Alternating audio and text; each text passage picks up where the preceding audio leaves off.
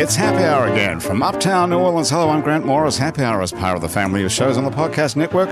It's neworleans.com. When you walk into a bar in New Orleans and you pull up a bar stool, you never know who's going to be sitting on either side of you. What you do know is no matter what they look like, what they're wearing, whether they just got out of a limousine or just come out of jail, they're going to be happy to talk to you because that's New Orleans and this is Happy Hour, a cocktail-fueled 60 minutes of random conversation with folks who have nothing in common. Other than we're all New Orleans in a bar today, we're at the fabulous Ferret Beer Room on Ferret Street. If you want to know something about the Ferret Beer Room, let me tell you, it has comfy seating. Andrew Duhon, would you agree with me on that? This is what they give me. This is we're what they sitting say. at the bar, on the bar stools right now, but I can see comfy seating. It's apparently comfy seating. But the bars are perfectly ergonomic. I like where my elbow is sitting and everything, so that's good. I think these stools are really uncomfortable. Tom Ballard is here. What do you think, Tom? Is that uncomfortable for you, these stools? The hour is young. Well, so far, how are you feeling? I can feel like the bones of my ass on this stool already. You can feel the bones in your ass. Is that normal? How many bones? One. How many bones are in a human ass? Susan Freeswick, you ought to know that. Aren't you some sort of nutrition specialist? Yeah. Isn't that the human body? Inside. Okay, so how many bones in a human ass? One. One bone? Two.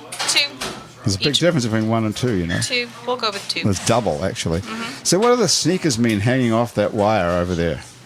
I just saw those. Traditionally means there's drug dealer. Yes. That's what I thought. Dave Jordan, the genius singer-songwriter, is here as well. Dave, welcome to Happy Hour. It's about time. Thank you.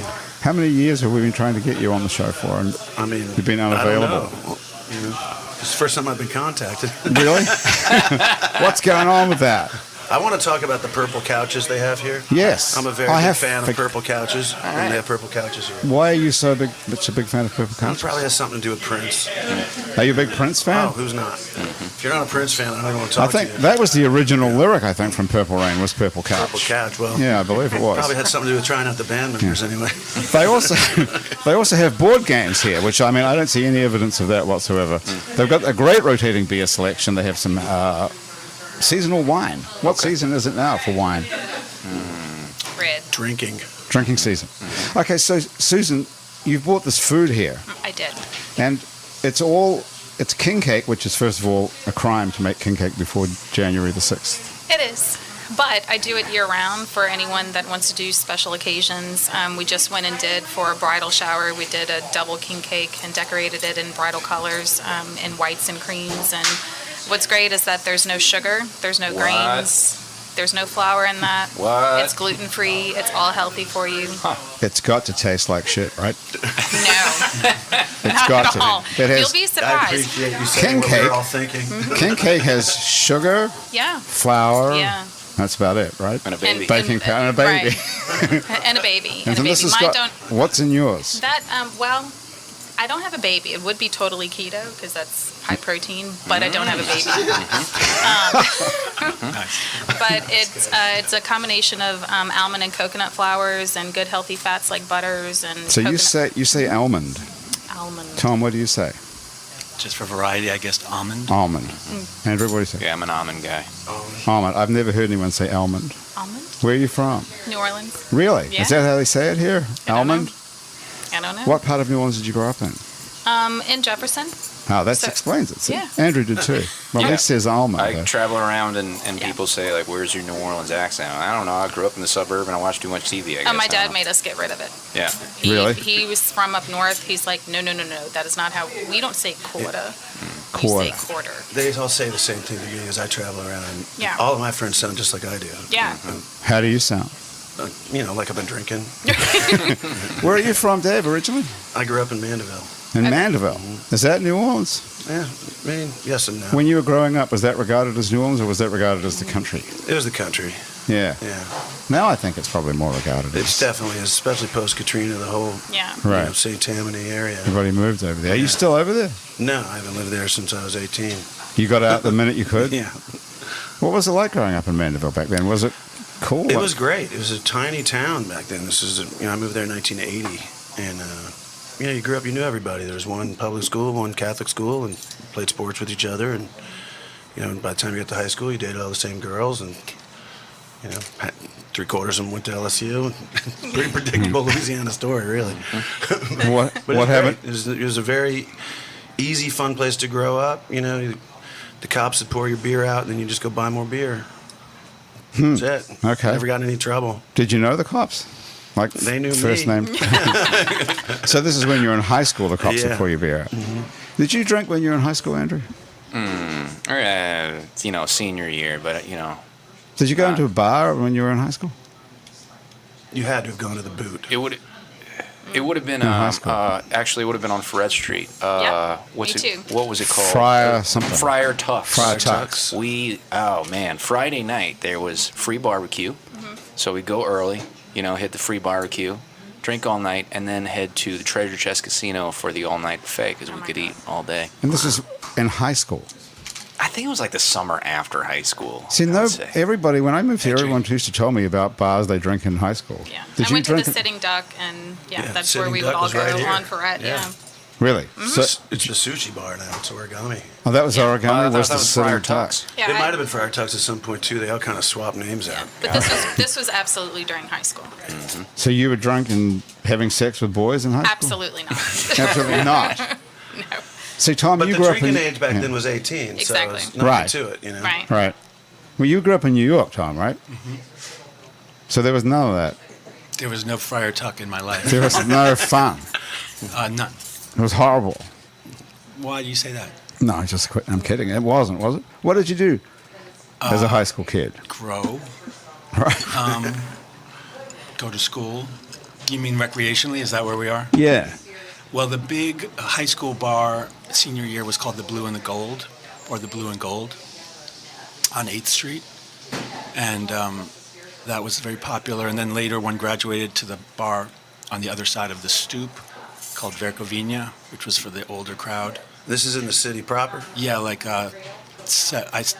Blue and Gold was, actually I'm wrong, 7th Street, 7th between 1st and 2nd Avenue. Cool. Was that on the east side? Mm-hmm. So what kind of a neighborhood was that when you were growing up? Was it like wealthy or artsy or what? Not wealthy. I mean, it was early Lower East Side gentrification, Right. so pretty exotic. If you're a senior in high school, everything is pretty exotic. If you think about it. Yeah. Everything is sort of the first. So, yeah.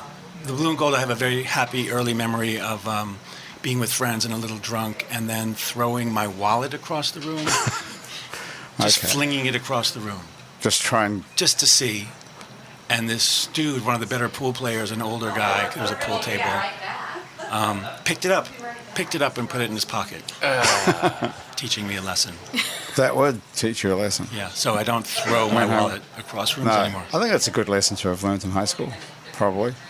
But you're very identified with the city of New York. You're writing, and Mm-hmm. I mean, you were a staff writer at the New Yorker magazine, which I didn't know about until this morning when I read this bio. You didn't know about the New Yorker till this I morning? just heard of the New Yorker. It's a great fucking magazine. It doesn't have many photos, but other than that, it's great. So that must be like, for a writer, I would think, being a writer, staff writer on the New Yorker must be the pinnacle of all achievement. Yeah, but pinnacles are very narrow and one tends to fall off of them. So there's kind of up and down feeling about the whole thing. But Did yes, you- it was very exciting, fortunate turn of events. It must have been an amazing thing to have got an offer. Well, how old were you when you were I a met, staff writer? I met, to drop this name, Tom Stoppard, the English playwright, last spring. He'd flown in to see the Rolling Stones, but that was the Rolling Stones date that got canceled. Oh, he flew because to of New Orleans to see the Stones? Yeah. Wow. And it turns out he didn't fly to go take his seat in the audience with his ticket. He was like Keith's guest. He was here to have Okay. dinner with Keith and then see the show. But then that all got canceled, but he still had his plane ticket, so he came, and I was very excited to meet him. We chatted, and we got to exactly this point, his line of questioning, just like yours, all great minds. And Not many people compare me to Tom Stoppard, There I you must go. say, but that's the first time. he said, you must have been like a dog with 5 tails. Which was the first, Right. that image. That's nice. That's a pretty cool thing for Tom Stoppard even to be seen. Yeah, he Even was Tom so Stoppard is one of the great writers of the English language is impressed with that. Unbelievably relaxedly, genuinely friendly and unprepossessing. And But even he is impressed with the fact that you're a staff writer from the New Yorker, which says something about where that position is in the pantheon of writing. yeah, I It's guess. a pretty big deal. Yeah. What was it like to actually be my that God. guy? What was it like to be that guy? Yeah. Well, to bring it into the concerns of the table, I was a drummer at the time in a rock band, and Okay. I was still holding on to this idea that what I really wanted to do was just tour, and so I had stipulations about what I would, what was necessary for me to come on board, and one of them was that if we went on tour, it had to be understood I just had to be able to go for a few months. Okay. But What kind of band was this here? it was a rock, three-piece rock band. Any good? Interesting.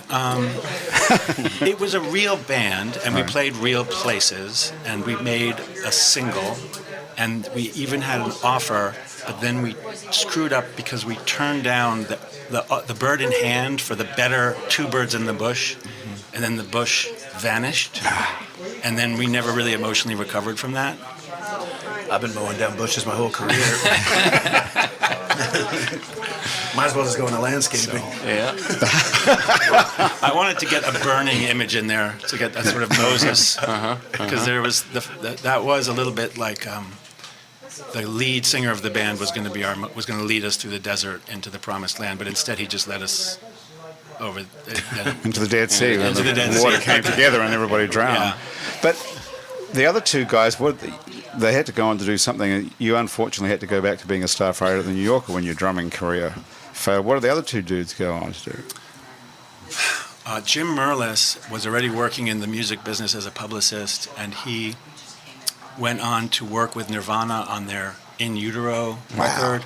Okay. Because we'd met Nirvana during our one West Coast tour in 1990. Okay. And had been the guy who did their T-shirts, did our T-shirts. That might be our biggest claim to fame. That's pretty good. Jeff Ross. Okay. And then he became and remains very successful. He has an independent company called Big Hassle. And he worked with the Strokes on their first record, and I'm missing something else. He was around Alan McGee a lot in the Creation Records era, Teenage Fan Club, Oasis, things like that. Wow. So he did pretty good. Yeah, he's music Jim business. Merlis. He's really an And he impressive guy. was he the singer? No, he was the front man? bassist. He was the bass player. So what about Moses, the singer? What happened? Moses was a guy named Tom Cushman. Wow, I don't know how we're supposed to be talking about New Orleans. This is going great. This Yeah. is going great. C-Rock can find Tom Cushman right now. Well, Cushman, actually, if you can find him, let me know. C-Rock will find him right now. He can find anyone. The thing about Cushman, he was a very funny, witty dude, very amusing, but his singing style and his songwriting style was really emotional. And it just led to a strange thing going on. And he was the guy, I think maybe you guys can relate or commiserate with this. Usually in a band, there's some rationalization for why things are going to work out. And often it's because this dude was the roadie for this guy, and they got signed, or some very abstracted family tree sort of thing. And Tom had done interesting things with the Beastie Boys, whose records we'd all gone to high school together, and he co-wrote some of those songs, and he's even name-checked in a Beastie Boys song. So we were like, oh, I know that, actually. Tom Cushman, Tomfoolery, yeah. You know the Beastie Boys song, I know the Dave? song, yeah. Okay. So, but our rock music, his music was much more sincere than the work, which was much jokier that he was. So it was all a little like off kilter. I think that's kind of normal with artists. Like the more outgoing you are and your day-to-day personality, you end up being more emotional with your writing, and the more introverted you are as a person, you often become opposite of that on stage. That's interesting. It's a weird dichotomy that seems to happen a lot. So what does that say about you? Because you seem very cheerful and well-adjusted. You caught me with that one. There's a lot of people that might, disagree with that, or it depends on when you see me at the bar. But I've been a funk bass player, and now I'm a singer-songwriter, so I've gone both ways on that. Those are different. Yeah, they're way different. Which one do you prefer? I like them both. Do you like being a star, like out front? Yeah. I like being in control of That's it. such a genuine answer. Yeah, fair enough. Yeah, Speaking as a former drummer, I acknowledge that is the probably correct answer. it's I get to go on stage with whoever I want to. I get to control that world, and so Right. that's, when you're in a band in a democratic dynamic, you don't necessarily get that. But Andrew calls his own shots, so do I. Right, and you said you get to, but I say that we have to, No, we and have to, so yeah. it can also be a burden at times, But heavy is the head that wears a crown, but stay small, keep it all too. It's like it's an intellectual property these days. To get out of the philosophy and into the business, like intellectual property is where I feel the safest in terms of trying to make a buck in the music industry, and being songwriters is where it feels safest. And I have bandmates who are trying to diversify the bands they're playing with. I'm poaching your drummer. Exactly right. right. And didn't I send you an email about him? Miles did. Oh, nice. Yeah. And that, What did it say? something about Jim was in town, fairly new in town, and had been here for a while, but we've been on the road, and now he's coming into town and looking for gigs because he doesn't know a whole lot of people here. But, And Andrew's taking some time off to make a record. right. Yeah. So I hired him.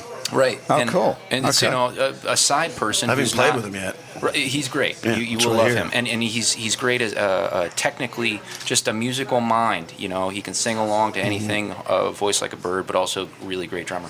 But What's this that's- guy's name? His name is Jim Kolacek. Jim Kolacek. Oh, yeah. Okay. Yeah, and Hey, you want to play something?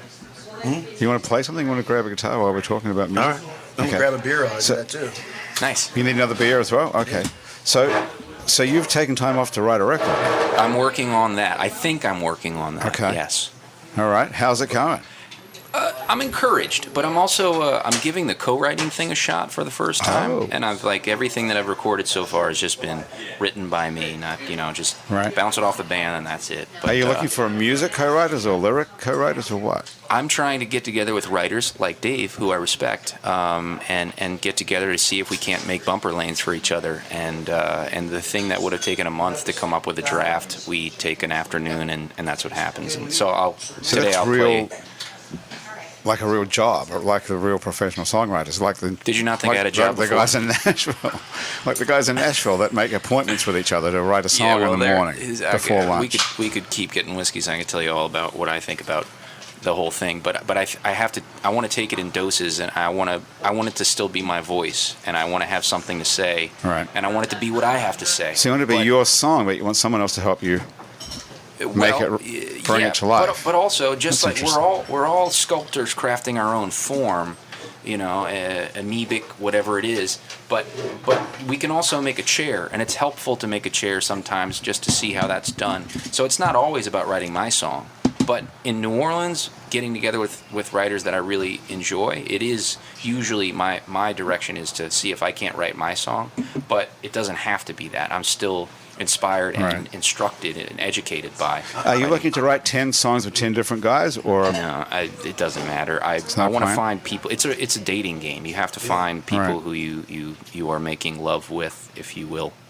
I hope okay? you mention that up front when you start writing. Yeah, that's right. Tom, do you write any songs? No. Just novels and No. Yeah. short stories. Sometimes.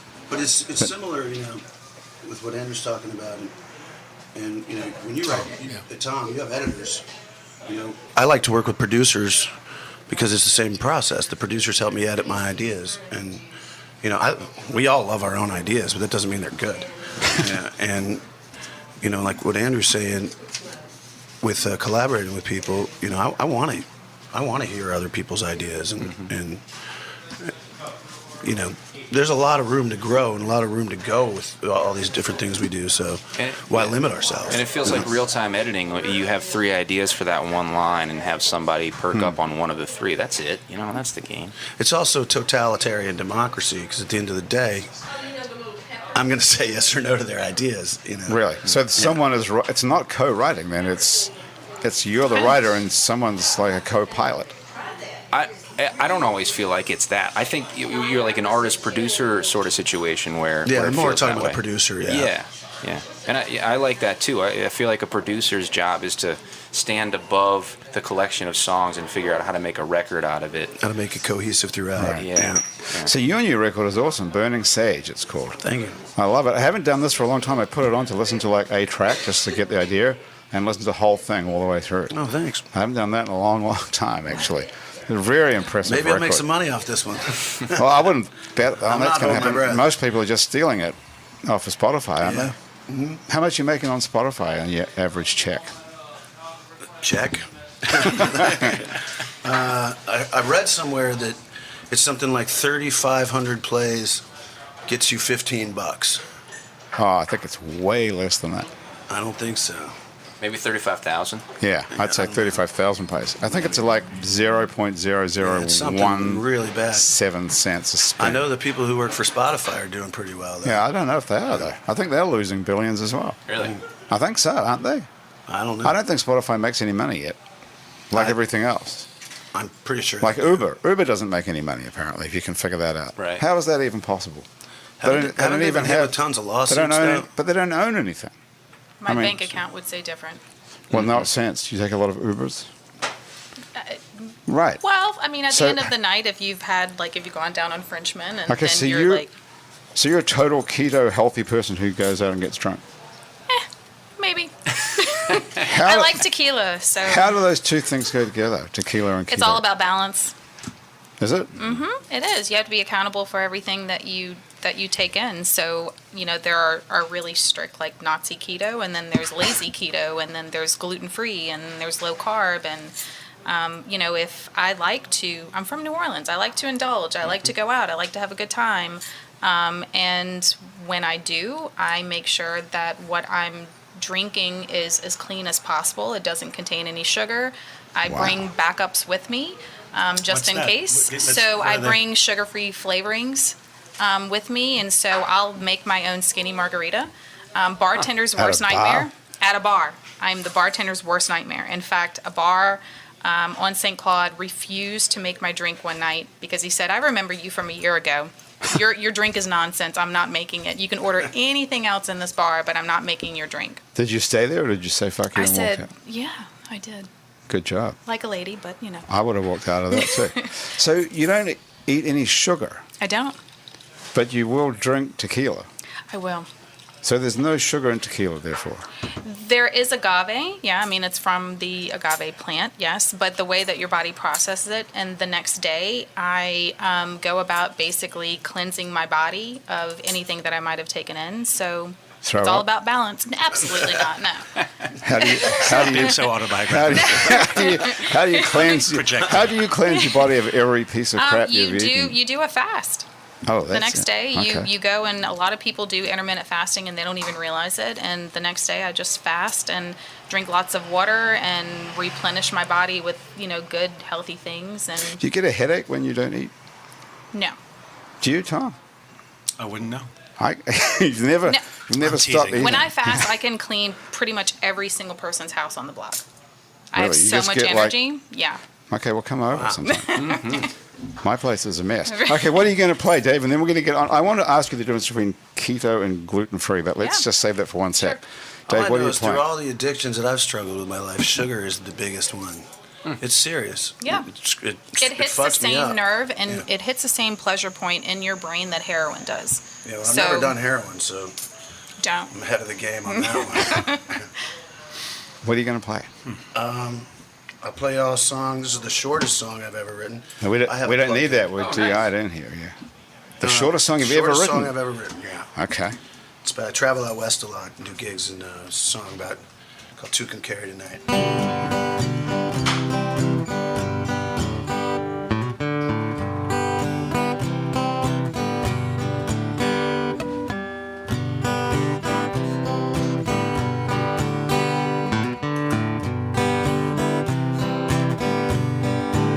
I'm 12 hours away, but I can make it in 9. Put the pedal to the metal, babe, to make up the time. Just meet me and two come carry tonight.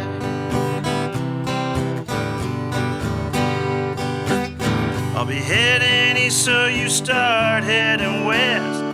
Put the cruise control on 80, babe. My love will do the rest. Just meet me and two come carry tonight.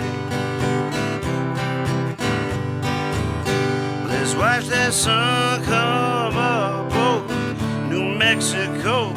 Watch them headlights pass us on this open road. Watch that painted desert just fade into that painted sky. I know this old hotel off exit 335. Smoke cigarettes in the parking lot. Watch them semis whistle by. Just meet me and two come carry tonight.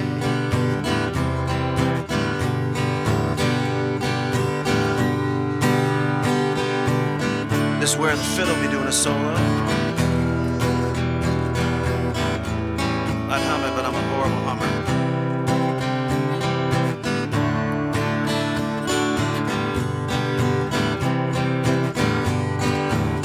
Let's watch that sun come up over New Mexico. Watch them headlights pass us on this open road. Watch that painted desert just fade into that painted sky.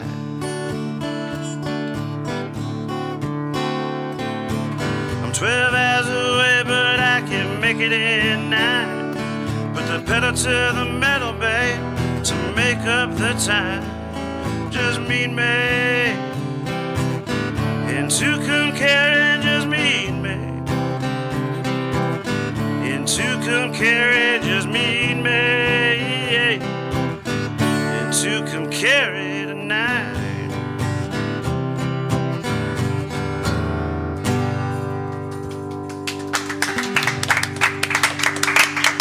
Thank you. It's the most applause I've got all week. That is beautiful. What do you think, Tom? Wonderful. Thank you. Isn't that cool to be able to just sit there and do that? Was the lyric put the cruise control on edit? On 80. 80. Got it. Put the Because I was cruise like, I didn't know you could edit. My love will do the Cruise rest. And there's a piano in that solo bit on the record. Yeah. Who's playing the piano on that? It's a great piece of music. That is, what's his name? Ben Allman. Ah, Ben's a fantastic player. not Almond. Yeah, not Allman. Ben Almond. Yeah. Okay. And you've done That's gigs a great with him, song. huh? Yeah, he's great. He's fantastic. Yeah. He's, Yeah, that's good. he's currently on tour with Jenny Lewis. All right. And the news? No, that's, That's a different one. And Yeah, your that's band her is drunk called the uncle. Neighborhood Improvement Association. yeah. Great That's name. a great name. I'm surprised you're not being sued for that, but Well, I made it up. right. So, From the Neighborhood Improvement Association. well, the little subdivision I grew up in Mandeville was called Riverwood, and they actually had the Riverwood Improvement Association, the RIA. And I was doing a gig with a friend of mine, and we were in the West Bank at Algiers Point, and Brad Pitt was doing one of his meetings across the thing for the whatever he did down Make in It Ninth Right. Ward, Make It Right, yeah. So they came in and told us we had to be quiet because they were having a meeting, and my guitar player's like, yeah, we're messing up their Neighborhood Improvement Association meeting. So I That's started where it came cracking from. up because that's what I grew up in my subdivision. And in my subdivision growing up, my father, like they gave out every month the yard of the month. You know, you get a placard in your yard. And my dad, Yard of the Month. the yard of the month. Okay. My dad had rose bushes and whatever. He was into his yard, and he always wanted to win this. And my father has 2 PhDs from Oxford. He's like the world leading expert in his field, and What he's is a his very field? very accomplished man. My dad's Horticulturalist. international relations. My dad's the world leading expert on NATO. And On NATO? Well, how opportune is that? And, Let's get to that in a minute. Okay. so he finally won the Yard of the Month, and it was the most proud I've ever seen him in my life. He was just Even though he's beside got 2 himself. PhDs from Oxford and he's the world leading expert, and why would he live in Mandeville, for God's sake? Well, he was a professor at UNO. What's up, BJ? Okay. And a friend of mine just walked by. Okay. And we moved here because my dad was the dean of the grad school at UNO. That's why we moved here. Okay. And he won that award, and he was so proud. I've never seen him so proud. And that was August of Don't say 2005. 2005. Oh, And dear. by the end of the month, a huge pine tree split my parents' house in half, and they've never lived here since. They went out on top. Went out on top. Yep, he did. Oh. Yeah, that's He right. went out on Well, top. good point. Well put. Hey, listen, I'm going to come back in just a moment and talk about the difference between keto and gluten-free. So don't go anywhere. Stick around because we'll be right back after this.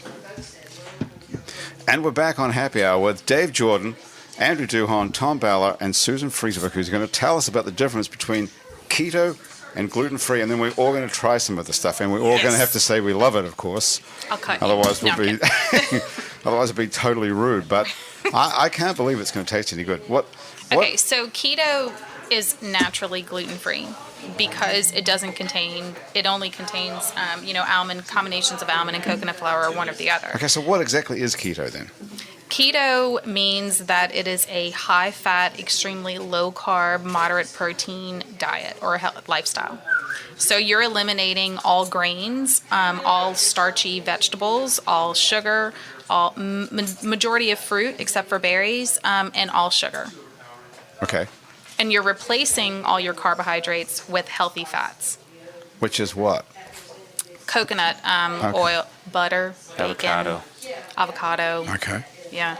And Really- do you miss? I mean, does it change the taste of things? Absolutely no. So- not for me. Why would somebody want to live like this?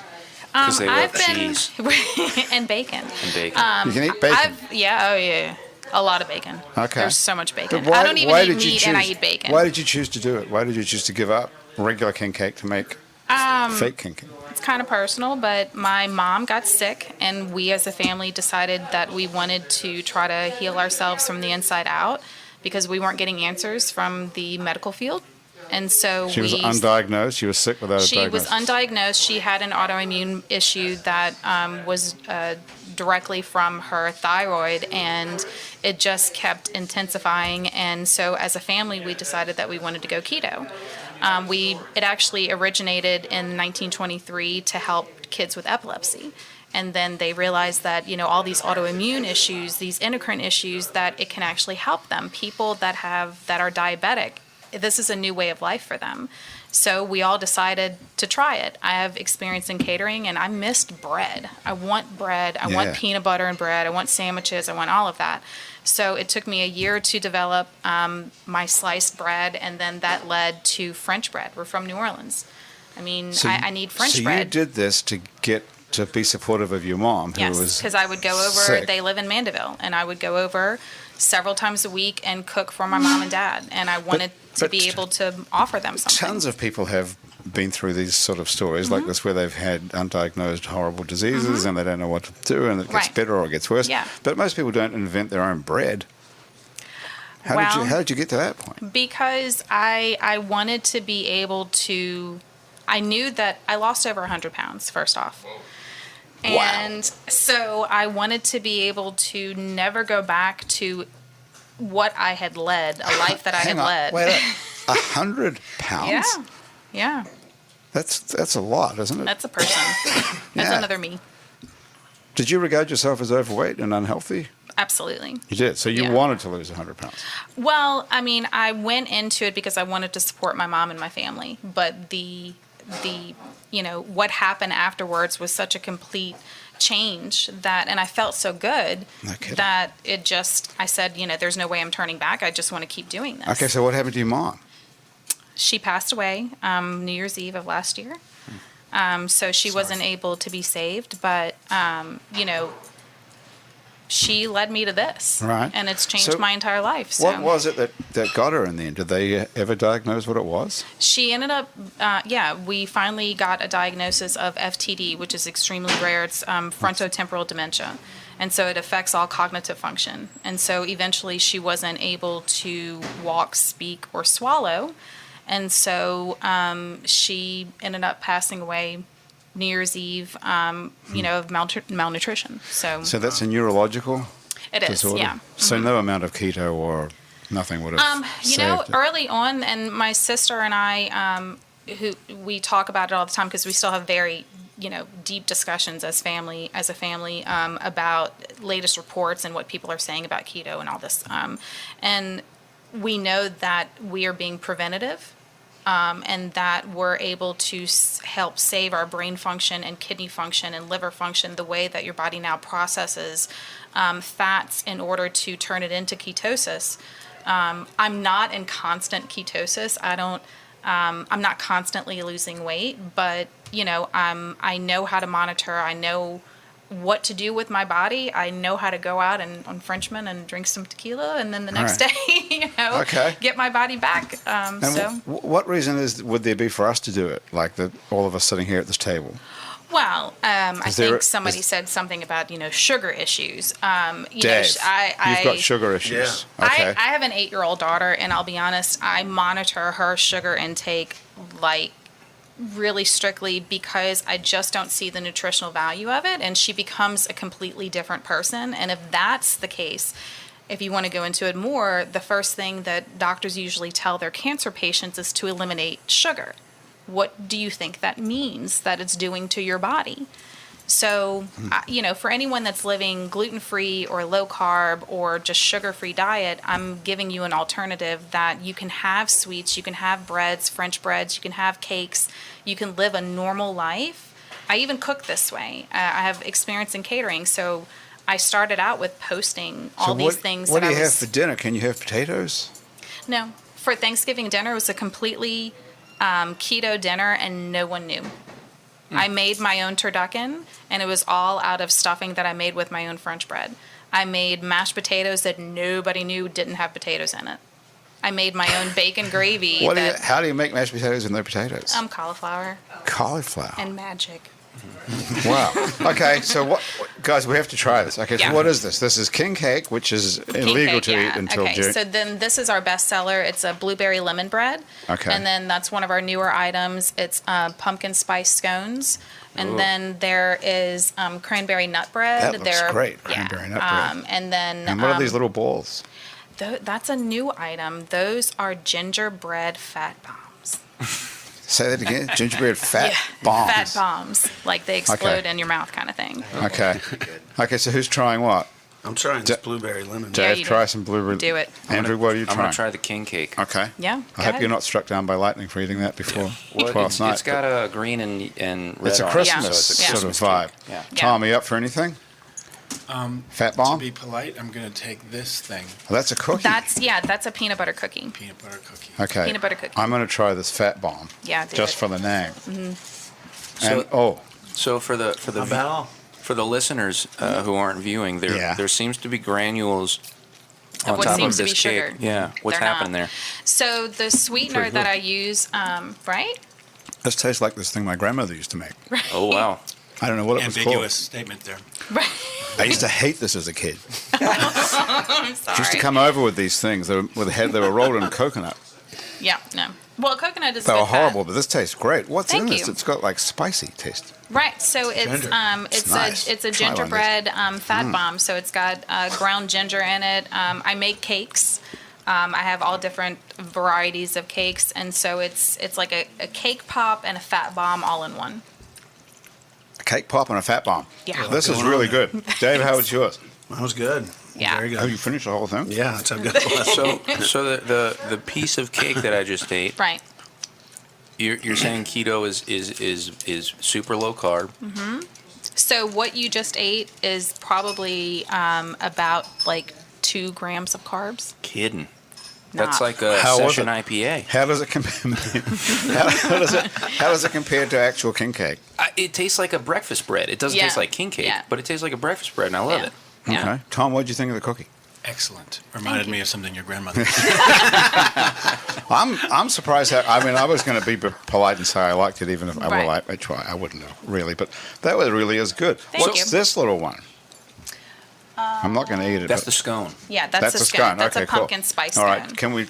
So you do this for a living? This is your business? It is. I have a lot of jobs. I'm also a health and wellness promoter, but online. But yeah, it's. I'm wanting it to be my own job, my main job, because eventually I want to open up a brick and mortar and cafe.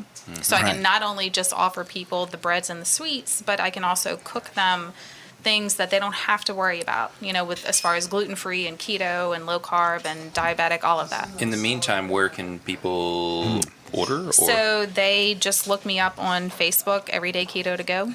And Everyday Keto keto to go. yeah. But it's all, so the difference between gluten-free and keto is that because it's keto, it's naturally gluten-free. But if it's gluten-free, it doesn't mean that it's naturally keto. Jesus, I'm lost now. Dave, you got that under control? That there? sounds like one philosophy question from Yeah, my what freshman year of was college. not was. Yeah. I mean, a lot of keto or a lot of gluten-free items still contain grains. They contain like rice flour. As a keto person, I do not do any grains. So there's no rice, there's no. Wow. Okay. I am lost, but it does taste good. What's the issue with like, getting your, you're eating a lot of cheese and bacon, say, what happens with cholesterol there? Well, it depends on the cholesterol that you're looking at. A lot of doctors will sit there and say, oh, well, you're looking at this cholesterol, this cholesterol. What ends up happening is that Is that flies? Yeah, your bad cholesterol goes down and your good cholesterol goes up, and at an overall average, they're going to sit there and say, "Oh, your cholesterol's gone up," but you need to break it down and look at the bad and the good. Okay, so you've heard this question before. Good question, Andrew. Andrew, you want to play something? Sure. Grab a guitar. Uh-oh. So this is a thing that everybody knows. Your cholesterol goes up if you eat this kind of thing, and they're saying it's bad for you. Okay, so you have to come up with this argument that says it's not. Okay, what about NATO? Before Andrew gets back here. What does your NATO. dad say about the situation right According now? to the UN Because, of meetings course. today, they're struggling. Yeah, so what's your dad doing today, right now? My dad's 90, so he's probably not thinking too much about this. Has he given up worrying about NATO? Yeah, I don't think he cares much anymore. But when you're the world expert on something, don't people want your opinion about it? Yeah, but Just not your son. yeah, not your son who's been doing rock and roll for 27 years. But So what is he talking to other people other than you about NATO? no, he's fully retired at this point. Right. At 90, Doesn't give a shit anymore about NATO. Screw that, all right. He can, sometimes he remembers my name. Could you imagine Rip being totally I retired? would like to say that one positive thing about this is the flies like it. So the food, so mean, it's You shouldn't still be- sweet. Well, this is a restaurant. There shouldn't be flies in here, really. As long as there's no roaches. Tom, can you imagine retiring as a writer? No, not really. That would be no. Right, okay. Just checking on that. No, I'm stunned I'll by never that. stop writing songs as long as I can mentally do it. But I mean, my father at his advanced age is, I can't imagine that he would stop thinking about NATO, though, if you were a he sort reads of... the New York Times every day. Right. Still does So that. you haven't asked him his opinion, even though NATO's in the news and everything? Sure, but he's you- at a level of senility at this point. that Oh, it's I just, see. Okay, well- I was trying not to say Yeah, that, you, but you Okay. missed that. You missed several Yeah. waving Cues there. huge Yeah. flags that were being waved in Well, front of hey, your face. no one's accused me of being subtle before. me neither. Okay, Andrew, what do you plan? Well, let's see. So, like I told you, I'm trying to do more of this co-writing thing, even though. Who are you co-writing with? I know you've been working with Anderson. Yeah, this one's a Duhon Osborne special. But, Okay, Anders Osborne. just I've been. You know what I did is I went to Nashville and tried to do the co-writing, like you said, kind of like the Office sort of thing. I can't And do that. it didn't feel real good. So now I'm trying the people in New Orleans who, just by osmosis, are going to get where I'm coming from, literally and figuratively, Okay. a little bit better. So, Dave is somebody. You want to write a song sometime, dude? Yeah, you wanna What's do- next week? what look about like? now? 12 minutes. Sounds great. Yeah. Whenever this is done, we'll write a song. But this one's song. And Andrew and I have done gigs together. Yeah, right. We're very familiar with each other's work, and I've played bass on a couple of his gigs. Yeah. so. Been some Do y'all time. play around New Orleans, like in different locations? Or Yeah, we play when we're out on the road. Mm-hmm. I'm going to do a gig straight from here. What? Yeah. Where are you going? How do people know? I mean, how do people find you? SOS, the smoke Ah, okay, signals. got I'm it, way yeah. behind the times.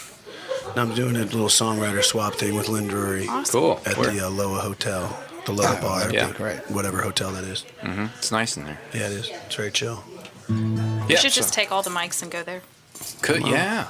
Mic it right up. Mm-hmm. So here's a song that I wrote with Anders Osborne last week, and maybe it's finished. All right.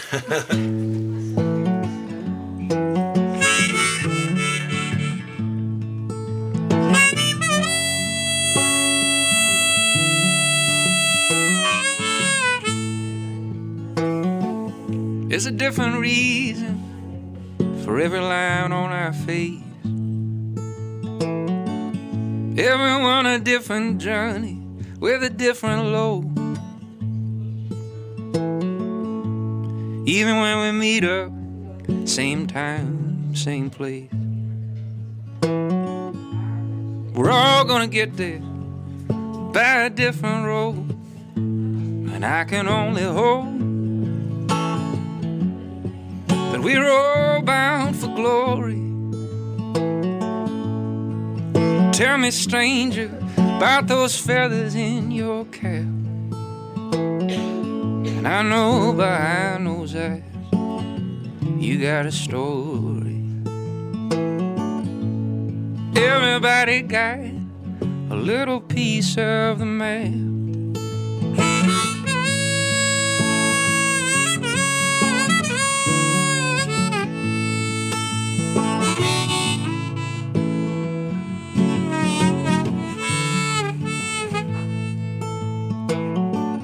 Maybe you were raised up by a single mother, or maybe you came up in a family of 12.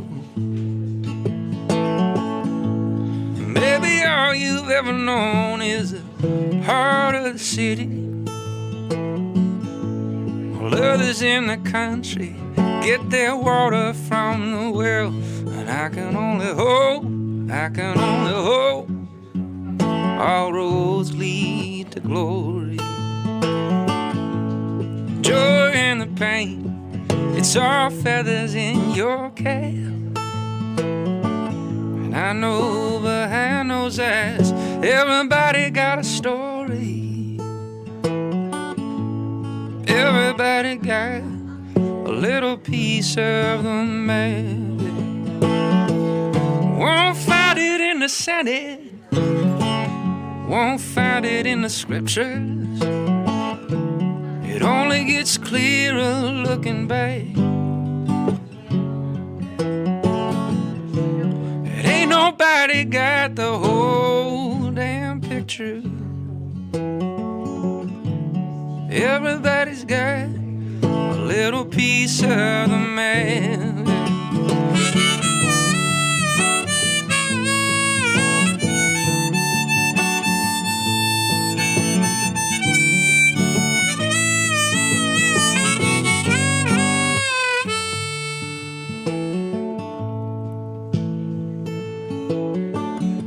I can only tell you what I see from where I stand.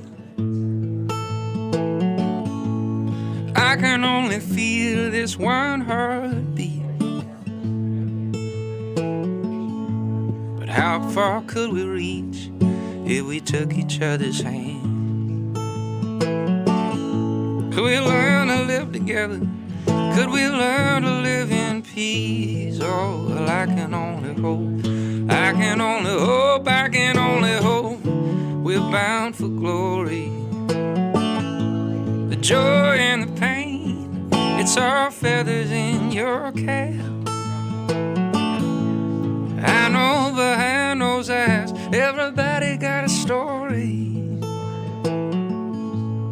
Everybody got a little piece of the map.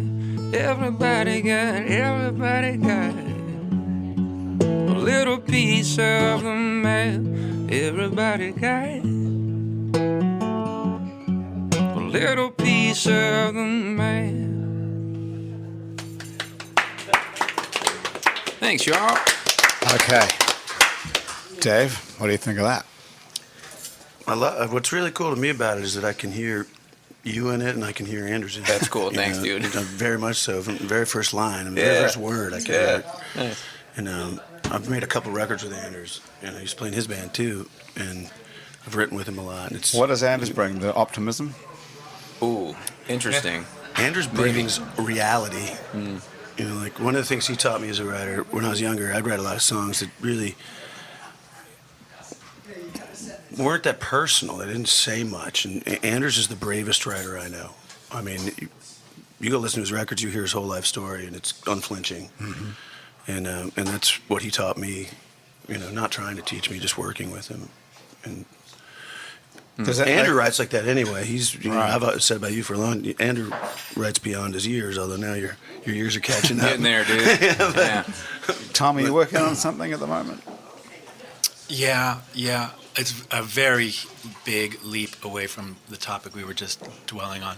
What are you writing about? Let me procrastinate answering that, as I in fact have procrastinated writing that, by asking you, does the collaboration break down into chorus, verse? Like, was there your part, his part? Because I was just, as I listened to it, I was like, wondering if there are actually progressions that you stitch together. I think you have to work together long enough to see what's strong about what you're each bringing and feel confident about, what you're pitching. And I think he feels good about. I feel good about throwing out 3 lines and him telling me which one he likes the best, and I think he feels good about messing with the chords and let's see if we can change this melody and musically and the singability of a line. And I think that's what he's bringing to the table. And it's not something I'm strong with, is the singability of a line. I'll screw up the singability for the sake of thinking that I have to say it so clearly. And I think he's better at making sure that we sing something singable that gives you the feeling and maybe doesn't tell the story so obviously, which sometimes is better, So I think, I mean, the chorus itself, our first draft had a different chorus. The chorus was the bridge, and I went home and I made it the bridge, and I wrote a whole new chorus, and I brought it to him the next time, and he was into it, so we just traveled that way. Interesting. It's a cool singability thing. I never thought about that, especially as relating to him, but that's very true. Totally. Whenever I've worked with him, it's one of the coolest things is that every idea is on the table, and every idea can be rejected without prejudice. He's very easy like that. It must be a pretty sort of brave thing you have to do to write a song with somebody. It's a lot of trust. Mm-hmm. Right. You have to believe that you'd say those words, that you'd sing them, even if he wrote them. Right. That's a great lyric. Everybody's got a piece of the map. That was the first line that I pitched, was like, yeah, how about this idea? Everybody's got a little piece of the map. And he's like, yeah, I like it. Let's write it. And that's where we started. So you going to produce your next record? I don't know. We talked Good about question. it. We talked about it, and I think it depends on what that collection of songs looks like. I told him that we should make something together, and whether or not it's this next thing or not, I'm not sure yet. But certainly we'll make something together. Yeah. You're going to play something else before we leave too. But Tom, let's get back to the question. Oh. What are you writing? Well, a few different things, but one of them is I'm very obsessed with the collapse of the Hard Rock Hotel. So I'm writing about that. Nice. Okay. And it's almost at the point now where I have to write a little bit about why I'm obsessed with the collapse of the Hard Rock Hotel. It's turned into a kind of brief encounters of the third kind. Do you know why you're obsessed? Why is it? I don't know exactly. I wasn't going to go into it, but when the destruction of the cranes, the demolition of the cranes, kept being procrastinated, to use that word. That's an odd use of the word in that context, but delayed, I guess, would be a more appropriate word. Right. I mean, there was a sort of weird comedy to that, a dark comedy. I don't know if you recall, but now we're getting into strange municipal. It's a very long jump from chord progressions to this, but we're following. I mean, I can barely follow it, but that's probably, maybe it's good that I can talk about it. So, yes. The flyover, remember they were going to open the airport, and they kept pushing the airport back, and then they finally, I won't go into those complications, but they finally said it's open. And by the way, we forgot to build the road that will go to the airport. You can't get there from here. Yeah. So and then when the building fell down, it was obviously a tragedy, but there was this other undercurrent of absurdity to it. And I said, no, you have other things to do. But they kept pushing the demolition back, and then it was a Friday, a Saturday, a Sunday. Then they pushed it back on the day of Sunday, and it was creeping towards when the football game was going to begin, and it just started taking on this Don DeLillo thing, airborne toxic event. It just became like... So I went down to just see what there was to see, and that was so strange and interesting and dystopian. So you went down to Canal Street and stood there with everybody. On a bicycle. I kind of was around there. And then once... did you see the whole explosion? That was so loud. I did, but it was almost what happened in the run-up to it, just the strange, lost waiting. I was saying to people that I thought I was going into a Don DeLillo novel, but it turned into a Robert Altman movie, like Nashville. Come to think about it, Right. if you guys have ever seen that movie? Yes, and that's Just a great movie. So I've been kind of hovering around that. And if you really wanted the truth, I've decided that I now need to include this other totally Baroque, uncharacteristic obsession with the bankruptcy of something called Bayou Steel that happened about a week before the Hard Rock collapsed. Is that connected, or have you connected No, it? I've connected it. I mean, they're both Okay. about like steel and I was going to say things isn't- falling apart very suddenly, I guess, Well, that you don't expect to they're fall both apart. about the failure of steel, I guess, in some sense. Yeah. So I'm in this kind of like dreamy, inappropriately comedic, morbid, my usual. So that's what you're known for? Morbid, comedic, dark humor? Being able to see I don't know what I'm known for. It reminds me of like the great, because this, of course, is the obvious thing when we go to when Kawhi Leonard was interviewed about winning the NBA championship as a Toronto Raptor, and they said, Kawhi, what do you think this means to the people of Toronto and Canada, this championship that you brought them? And he went, I don't know. You'll have to ask them. But so I aspire to that level of Buster Keaton. That's really interesting that you Candor. that you can find some sort of comedic aspect to this building collapse. Well, and I mean, pull that off somehow. think about like the Keystone. Who says I've pulled it off? I'm just Well, I chatting about wonder- it in a podcast right now. Do you think you can? Finish the piece? No, actually, the honest answer. But I'm still trying. And what's annoying is the story keeps evolving, and in all cases in directions that are not funny. And I don't mean to be approaching it as like a comic piece, but the whole thing has a kind of. You mentioned there's no FCC, so there's a kind of clusterfuck. You know, Right. Keystone Cops. The bridge fell down. The locomotive went off. There's a Yeah. so, Are they- and also just physically, if I may, if someone was visiting New Orleans now, I think among the sights that they would have to see is this thing, which is one of the most bizarre-looking things in any large municipality in the world. It looks like Frank Gehry's fever-dreamed, most adventurous architecture you could ever imagine, with this like phallic yellow things Right, hanging off, right. dangling off over Canal Street. I mean, it's just a bizarre. It is. I just go down at all hours and stare at it. That's Do you why really? I mentioned. So you really are obsessed with it, for real? Well, a little obsessed for real, Right. or a little for real obsessed. And when you walk away, when you finally think, I have to go home now, or I have to go to work, or whatever, what do you? That is work. Yeah. Okay. What's your feeling when you turn away from it and walk away? Are you I think, Jesus, man, you have to finish this piece and get on with your life. really? Yeah. But isn't this real life if you're a writer coming up with a wacky idea and then writing it? Yeah, both of those are very important. So Finishing. So what made you want to My friend Because Minor Pipes is an uptown lawyer, and every now and then he sees me sitting somewhere outside, and he'll roll down his window and just yell out, "Finish!" But that's an interesting point, because you're the director of creative writing at Tulane, which is a big deal gig. What made you want to do that instead of just continuing being a professional that's easy. writer? Well, what made me want to do that is I got married and had a baby. That'll do it. Mm-hmm. But you're a successful writer, and you're a staff writer for the New Yorker. I'm sure you could go back and do that. That must pay pretty good. Well, I mean, it was a great life as a sort of living in a studio apartment, but things needed to open into a different realm. Really? I mean, everyone has some version of that. So these guys who are working at the New Yorker, these people whose names you know, that you see all these great writers, they're all living in studio apartments somewhere. They're not wealthy. Some of them. No, actually, that's interesting. They're not wealthy. And if they're living in New York, then they're really not wealthy, even if they're not living in a studio apartment. In That's comparison. interesting. So these people aren't stars like we think of them? No, but it's like you're conflating stardom with wealth. Yes. I am. That's Don't do that. That's the American way. Hold on to the illusion that they're not conflated. So you can be a super successful New Yorker writer whose names we know, these people's names, and they write these little bits at the beginning, and then they have these long articles, and we hear them interviewed on NPR and so on, and they're not making any money, just like us. I didn't say anything not making any money. I just said don't conflate being a star and being wealthy. I mean, New Orleans is kind of the ideal town for that. Right. Oh, everybody One of knows the your reasons name. that I yeah. think that celebrities love to come to New Orleans is because everybody in New Orleans thinks they're a fucking celebrity. Your uncle makes the best fucking crawfish. In New Orleans, they don't care, And We have, Art Neville lived right up the street, right here, in Balance. Right.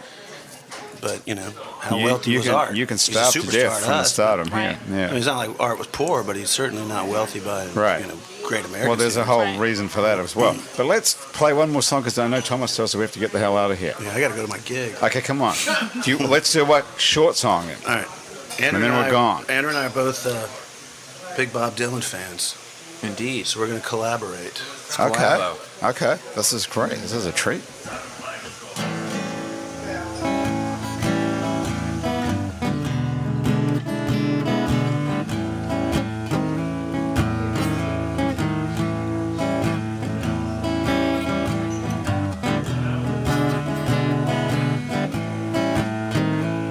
Here comes the tricky part.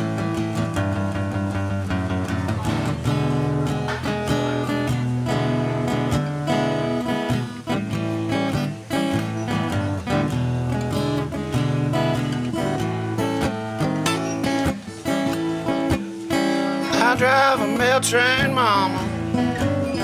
I can't buy me a thrill. And I've been up all night, mom, sleeping on the windowsill. If that train don't make it to the top of the hill,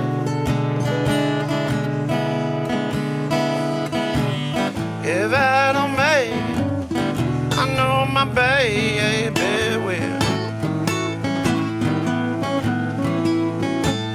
Don't the sun look up, mom, sitting down behind them trees. And don't that brakeman look up, mama, when he's flagging down the double E. Don't that sun look good, shining over the sea. And don't my baby look fine when she calling after me.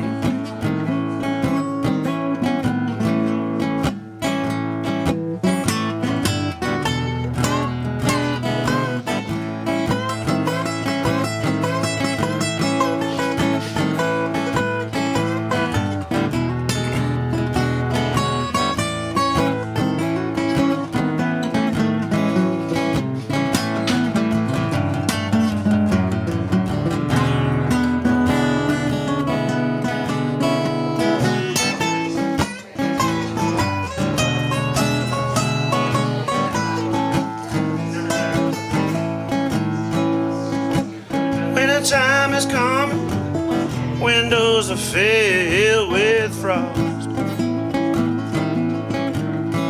I wanna tell everybody, but I could not get across. I wanna be your lover, baby, I don't wanna be your boss. And don't you say I didn't warn you when your train get lost. No, don't you say I didn't warn you when your train get lost. Don't you say I didn't warn you when your train get lost.